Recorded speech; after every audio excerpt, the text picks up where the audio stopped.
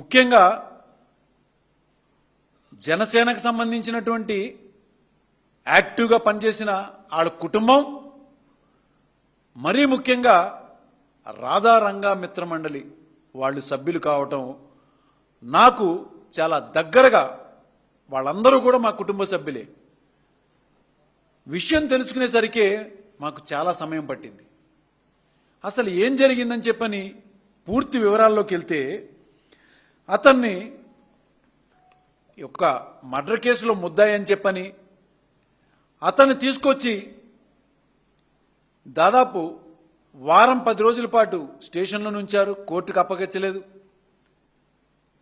దాని తర్వాత ఆ కుర్రోడు ఆచూకీ తెలియట్లేదు, ఏం జరిగిందని చెప్పని అడిగితే వివరాలు పూర్తిగా తెలుసుకుంటే ఏం జరిగిందంటే, అతన్ని చంపేయటం అంటే లాకప్ డెత్ పోండి అని చెప్పని మాట్లాడుతున్నారు. ఇది జరుగుతున్నటువంటిది ఇవాళ పరిస్థితి. రోజు రోజుకి రేటు పెంచుకుంటూ వెళ్తున్నారు. అంటే ఈ ప్రభుత్వం ఏం చేస్తుంది? హోంమంత్రి గారు ఏం చేస్తున్నారు? అధికారంలోకి వచ్చే ముందు చెప్పారు కదా ఎన్నో కబుర్లు. అసలు ఎవరైనా కానీ ఆడవాళ్ళని చూడాలన్నా భయపడిపోవాలి, క్రైమ్ ఏదన్నా చేయాలన్నా కూడా ఆ ఆలోచన మనసులోకి రాకూడదని చెప్పని కూటమి ప్రభుత్వం చెప్పినటువంటి ఎన్నో తప్పుడు వాగ్దానాలు ఏమైనాయి? ఇవాళ ఈ సాయికృష్ణ విషయమే కాదు, మీ అందరికీ తెలియదు, చాలా చాలా విషయాలు బయటికి రాకుండా ఆగిపోయినాయి. అంబటి ఫణిబాబు అని చెప్పని నూజివీడు కాన్స్టిట్యున్సీ చాట్రాయ్ మండలంలో జరిగినటువంటిది 4 నెలల క్రితం ఇదే విధంగా ఆ అబ్బాయిని చంపేశారు. ఆ తల్లిదండ్రుల్ని నేను మాట్లాడాను. వాళ్ళు మేము జనసేనలో యాక్టివ్గా ఉన్నాం, మా నాయకుడు మాకు అండగా ఉంటాడు, తప్పనిసరిగా మాకు న్యాయం జరుగుతుందని చెప్పని వాళ్ళు నాతో చెప్పడం జరిగింది. కానీ ఇవాల్టి వరకు వాస్తవాలు ఎక్కడా మీడియా పరంగా కూడా బయటికి రాలేదు. ఆ కేసు మెల్లమెల్లగా నీరు గారిపోతుంది. మరి మనకి తెలుసు, అక్టోబర్లో కిందటి సంవత్సరం కందుకూరు నియోజకవర్గంలో లక్ష్మీనాయుడు మర్డర్ కూడా ఇదే విధంగా జరిగింది. దాదాపు ఆ విషయం బయటికి రావడానికి 20 రోజులు పట్టింది. మెల్లిగా ఇవాళ ఏ పరిస్థితిలోకి వెళ్ళిపోయిందండి? ఆ రోజు కూడా ప్రభుత్వం కలగజేసుకుని మేము న్యాయం చేస్తామని చెప్పి, వాళ్ళు తెలుగుదేశంలో ఉన్నటువంటి కార్యకర్తలే అయినా కూడా వాళ్ళకి న్యాయం చేస్తామని పైకి చెప్పి మెల్లిమెల్లిగా ఆ కేసు నీరు గారుస్తూ వెళ్తున్నారు. ఈ ఘటనలన్నిటిలో కూడా మీరు చూసుకుంటూ వెళ్తే ప్రతి చోట కాపు సామాజిక వర్గం వాళ్లే ఉన్నారు. నేను అడుగుతున్నాను ఈ ప్రభుత్వాన్ని, వీళ్ళందరూ ఓటేయకుండా మీరు అధికారంలోకి రాగలిగారా?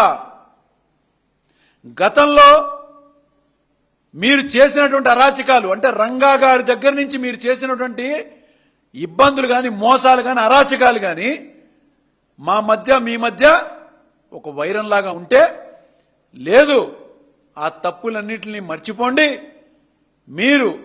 మీకు అన్ని రకాలుగా మేము న్యాయం చేకూరుస్తామని చెప్పని ఈసారి ఎలక్షన్స్ లో 2024 ఎలక్షన్స్ లో పవన్ కళ్యాణ్ అనే ఆయన అడ్డు పెట్టుకుని మీరు ఓట్లు వేయించుకోలేరా?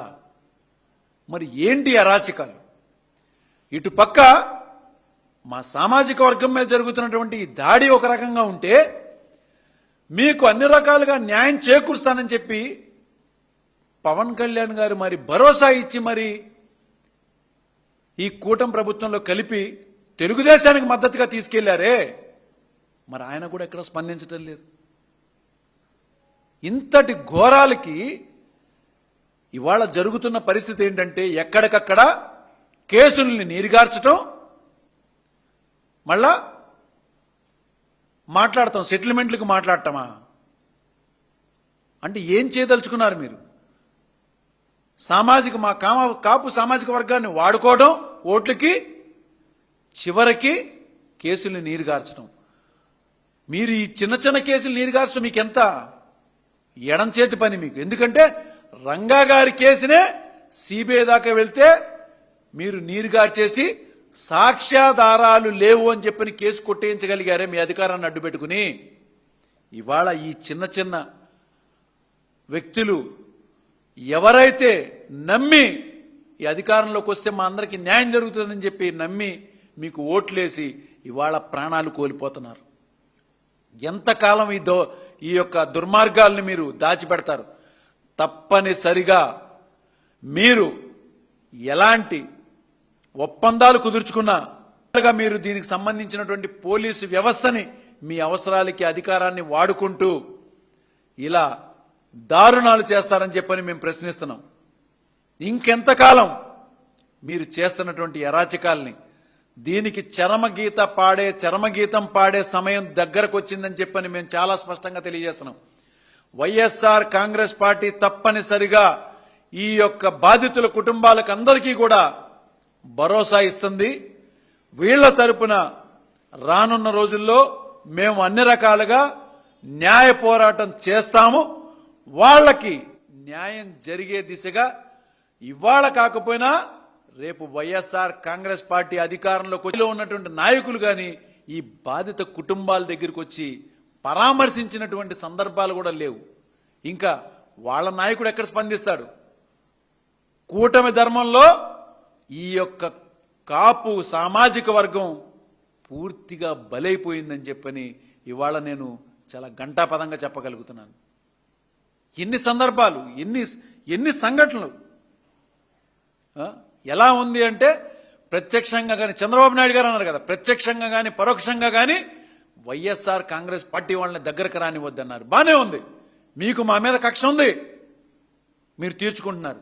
మరి మీకు ఓట్లేసి గెలిపించినటువంటి ఈ కాపు సామాజిక వర్గాన్ని మీరు ఎందుకు ఇంత దారుణంగా చిత్రహింసలకు గురి చేస్తున్నారు?